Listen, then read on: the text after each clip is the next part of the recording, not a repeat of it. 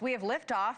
SpaceX just carried out the 11th test flight of its Starship mega rocket, which is the biggest and most powerful rocket ever built. The company says this is a pivotal moment in its journey to creating a truly reusable rocket to take us to Mars. We'll have more on that in a moment.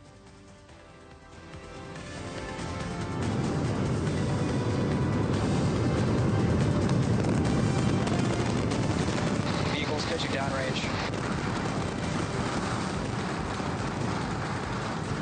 Booster Raptor chamber pressure nominal.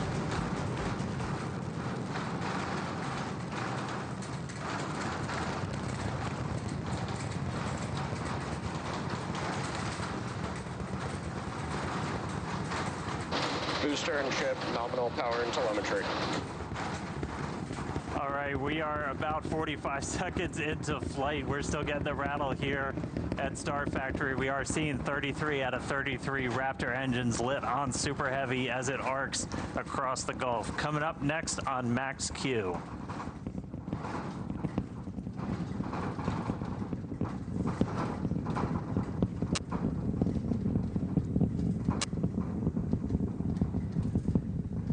Max Q.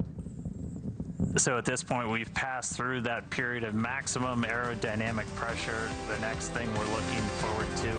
Artemis II is the first crewed mission where these 4 astronauts will fly around the moon in an Orion capsule. They'll be putting the spaceship to the test during this 10-day mission, saying this is the very first step toward the goal of getting to Mars sometime within the next decade. So to gain an understanding of this upcoming historic mission, let's welcome in retired astronaut Colonel Terry Virts. Colonel, so great to see you. First of all, what are your thoughts about this proposed 10-day trip around the moon? I'm excited about it. I can't remember in my lifetime humans actually going to the moon. I was a little kid when Apollo happened, so that was before I knew what I was watching on TV. So I'm excited to finally see human beings traveling to the moon. This time they're not going to land on the moon. They're just going to do kind of one lap and come back to Earth. But it will be good that we're finally doing this. It's been a lot of years and a lot of folks have been waiting for this to happen. Absolutely. So we know, Colonel, that NASA had previously committed to launching no later than the end of April, but they're now pushing that forward, possibly as soon as February. Why do you think that is, especially when we do see so many missions scrubbed for various reasons? Yeah, there are thousands of people working on this program, and there's so many things that need to happen. Different segments of the rocket need to come together. Different segments of the capsule need to be stacked on top of the rocket. So there's a very complicated scheduling system that they're looking to see what is going to be available when. And the folks that have done this have said that February looks like the right time. So we'll see when it goes. The good news is if the moon is always there, right? So if they can't launch on one day, they can wait a few days and launch again. But the most important thing is to make sure the crew's safe. Absolutely. So the crew spoke to the press today about this mission. Here's what Commander Reed Wiseman had to say. Talk about 5,000 nautical miles past I don't want to look 5 years or 10 years much higher than previous missions. I want to look 100 or 200 years in the future. Going to look a little bit and smaller. Honestly, this is where I thought this might land wrong. I hope we're forgotten. If we are forgotten, then Artemis has been successful. We have humans on Mars. We have humans out on the moons of Saturn. We are expanding in the solar system. We have robotic precursor missions going out. We already have spacecraft outside of our solar system. Maybe we've invented something that we never even dreamed of, and maybe we inspired some kid somewhere, and maybe that's our footnote. Yeah, absolutely there. So I do want to talk about Mars possibly, but you talked about the fact it's been 50 years since any country has flown a crewed lunar mission. Why is that? Oh, we need a multi-episode documentary series to talk about that. But it basically comes down to money. Back in the 70s, during Apollo, America decided to prioritize the space shuttle to try and start to make access to space more routine. And it's been a long journey in coming. We also have these things called elections in America, and sometimes one party switches to another party, and that changes priorities. But hopefully we're finally at the point where we can launch this mission and start sending human beings back to the moon. And to the point that Reed Wiseman was just making, the moon is not the goal. Right. As a test pilot, you always have a build-up approach to any type of flying program, and hopefully the moon is a build-up approach to going deeper into the solar system. Wait, so I want to talk about that. All right, so if it took 50 years for any country to fly a crewed lunar mission, what do you think the future holds when it comes to just broader space exploration? Do you really think a mission to Mars is possible within our lifetimes? So we've been 20 years away from Mars for the last 50 years. Werner von Braun, the architect of Apollo, in 1969 had a program to get there by 1989. And then in 1989, President George H.W. Bush was talking about getting to Mars within 20 years. So the bottom line is you have to come up with a plan that's actually practical, and then you have to have the political will to make it happen. And one of the problems in America, we have this huge national debt. We have over $37.5 trillion national debt. So there's not a lot of spare change under the couch, for these types of programs. So I think the moon is a great first step. I think we need to get the program costs under control, and we need to have a program that can actually be executed and not take this program. The Artemis program was really born 20 years ago, so it can't take 20 years just to fly the first human mission. So I think we do need to look at the program and streamline it a little bit. So joining us now, former NASA astronaut Jose Hernandez. Jose, great to see you. Thank you for your time. So we don't yet have the details, but we heard from Sean Duffy there. What do you think it would take to actually put a nuclear reactor on the moon? Oh, first of all, Nicole, you could not have gotten a better guest than myself. Having spent 16 years at Lawrence Livermore National Laboratory, one of the defense labs that deal with nuclear material, I think it's about time that we explore this possibility and make it into reality. Los Alamos, for example, National Lab is already working on a design. There's small companies that are working on designs for 100 kilowatt systems that weigh about 10 tons. I think this is an effort where the Department of Energy, Los Alamos National Lab, and a small company get together and fast track this effort, because each of them have key elements of technology that will make it work. All right, Jose, so you do think this is a realistic goal. How long do you think it would take, though, to make this a reality? Well, I was just in Los Alamos, and I was reviewing one of their projects of a design for a small reactor. And I think that if we put the right resources together in about 4 years, we could have a system that can be ready to be shipped off into the surface of the moon. It would probably only weigh about 10 tons if it's only going to produce 100 kilowatt of power, which means this fission technology system can go on a Falcon 9 Super Heavy and be put into a lunar orbit, and we just have to figure out how to put it down on the surface of the moon. All right, Jose, so proponents say this is about winning this so-called second space race. Would you agree? And what is the ultimate goal here by having a nuclear reactor on the moon? Nicole, we're going to retire the International Space Station in 2030. And so the next thing we're going to do is establish a long duration outpost on the surface of the moon. Why are we doing this? We're doing it because we have to test technologies and develop technologies that we're going to need to go to Mars and beyond. When we have that lunar base, it's going to create a whole lunar economy, and we're going to need surface power. And solar panels can only get you so far. You could envision these 100 kilowatt small nuclear reactors daisy chain to have enough power for whatever needs we may need on the surface of the moon. So it's very possible. We just have to throw resources at it and make it happen. And make it happen. All right. So when it comes to energy, we know that our president is certainly not a fan of alternatives like wind and solar. So let's just listen to some of what he said.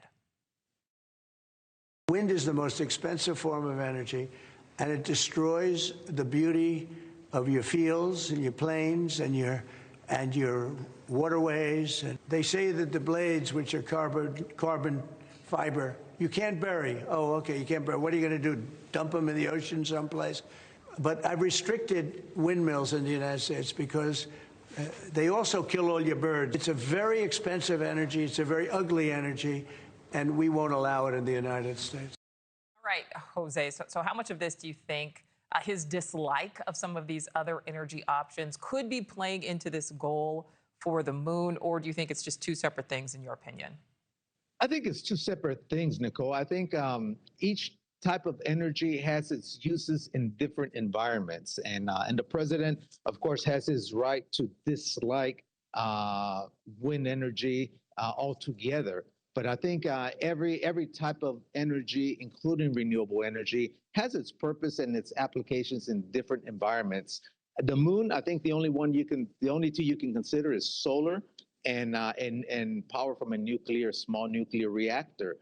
Now, depending where you are on the surface of the moon, solar may get you there in certain locations, but there's going to be locations where the sun's going to be very limited, and you're actually going to need an energy source, and the only other choice is a nuclear reactor. So I think they can complement each other. But I'm so excited, having come back from coming from a nuclear background myself. I'm very happy that we are going to go full throttle on the development of a small nuclear reactor for the surface of the moon. Yeah, and according to the administration, by the year 2030. All right, former NASA astronaut Jose Hernandez, thank you. The future of space travel up in the air in this ongoing fallout between Elon Musk and President Trump. Trump says that he has no plans to speak with Musk and is now threatening to cut SpaceX's federal contracts. Well, Musk then firing back on social media, saying that his company would decommission its Dragon capsule, which would be a major blow to the future of space missions. The spacecraft is currently America's only means of transportation to the space station. Musk later walking back that threat, but tensions remain very high. The billionaire saying instead, quote, "Whatever happens, we have got the spaceships and they do not." NASA and the Defense Department has grown to rely on SpaceX in a number of ways. Former NASA astronaut Colonel Terry Virts is with us this morning to talk more about it. Thank you so much for your time. How reliant has NASA become on Musk and SpaceX, and how vulnerable is that now?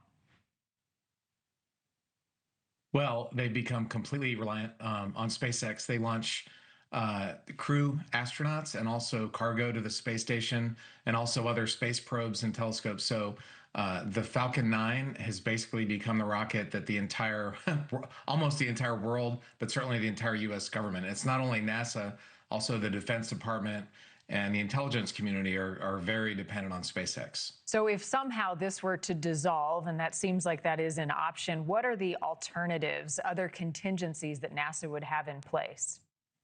Well, there are several other rockets. Jeff Bezos' company Blue Origin has one called New Glenn. There's one called Vulcan. That's a combination of Boeing and Lockheed. A few others, but nothing comes to SpaceX. Basically, for the next few years, the government and especially NASA are completely dependent on SpaceX. And have you been concerned about that? I mean, putting all our eggs in the SpaceX basket, and is that a conversation that's been had among those in the space community? Well, I think it's very concerning, especially when the CEO is so unstable and has been so unpredictable and some might say dangerous in recent years. And this, of course, comes in the context of much other turmoil happening at NASA. Trump's pick for NASA administrator was recently dropped, a guy named Jared Isaacman, who was really Elon's pick. The budget at NASA is being decimated. About half the science budget or more. And so tens of thousands of contractors and government employees at NASA are under some pretty severe stress right now. So to add this into the mix, it has been a chaotic and stressful time. Unfortunately, it affects the nation's space exploration and science community, not only at NASA, but also in the medical research and other fields. So it's a very stressful time right now. Right, and it can impact morale. In addition to that, Colonel, how can something like this set back the space program in terms of research and science? Well, the good news is Musk says he's backed off. And in fact, there's a mission launching tomorrow to the International Space Station, the Axiom 4 mission. But the bigger picture, like you just said, is the science. And the damage to science is already happening. NASA's already been decommissioning important science programs on the space station. So even if Congress comes in and even if they restore some of the budget, a lot of people are going to be gone. A lot of people are fearing for their jobs. And you can't just turn on a space program in a matter of months. You can certainly turn it off, and that's what's happened with this administration's chaos. But getting it back is going to be a problem. It's going to damage the American science community. Like I said, not only at NASA, but also in the medical research and weather research. I live in Houston. We're worried about hurricanes and NOAA's being hit. So this is really a rough time for science in America right now. It's far more than just space exploration. There are many layers to it. Colonel Terry Virts, thank you so much, sir. Thanks for having me on. Retired NASA astronaut Clay Anderson, welcome to the show. Hey, thanks for having me. Appreciate it. I'm so excited to talk to you. I love your NASA uniform, even cooler. So luckily today, everything went flawlessly. A lot of us couldn't help but wonder what could have gone wrong. So talk to me about how successful and why this capsule flight was so successful. Well, I think it's important for people to realize that we were doing this back in 1961 when Alan Shepard, for example, went into space and did a similar flight. So the advantage that they have today is all this great new technology. They have new materials, new computers. They take less electricity. They're cooler. It just works better. And they can learn and build on the lessons we've had in the past. And that includes what SpaceX is doing, Virgin Galactic, all those companies. So I'm very glad they're back safely. And I'm sure they had a very exciting ride. One of the most impressive parts of today's launch was the landing back on Earth. Again, I thought that was just amazing to watch. We've come to a point when we see this, it looks almost effortless, but I'm being told it takes a long time. Scientists took a long time to get to this point. Can you explain that to me? Well, I'm not sure what they're talking about in terms of a long time to get to it, right? We did this back in the 60s with parachutes that brought us in on the entry trajectory, so we understand that very well. I think, though, that when you come in and the parachutes pop out, it's a great opportunity, a great feeling, right? Because everything kind of settles down.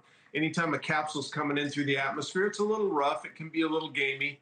But once the parachutes pop out, all is well.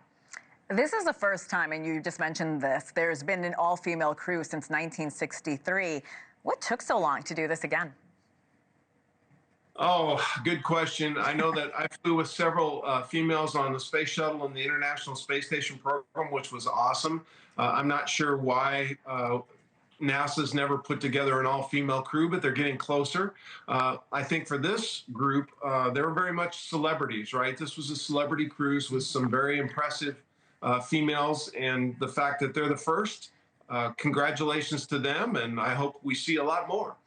I have to ask, was this, these are wealthy women, successful women. Do you think this was just a stunt, or did anything good come out of this launch?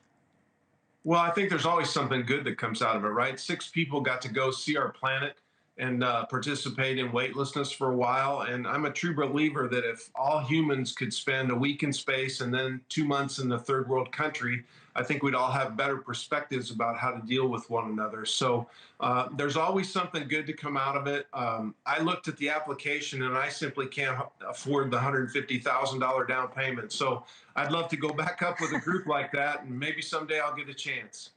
Many of us are hoping for that chance. It seems Elon Musk and Jeff Bezos are in a bit of a space race. Who do you think will make it to Mars first, in your expert opinion? That's a great question. I don't know much about Blue Origin. They've been more secretive in terms of their advanced planning work than SpaceX has been. Musk is pretty much out in the open with his Starship and the testing and the issues that they've been having.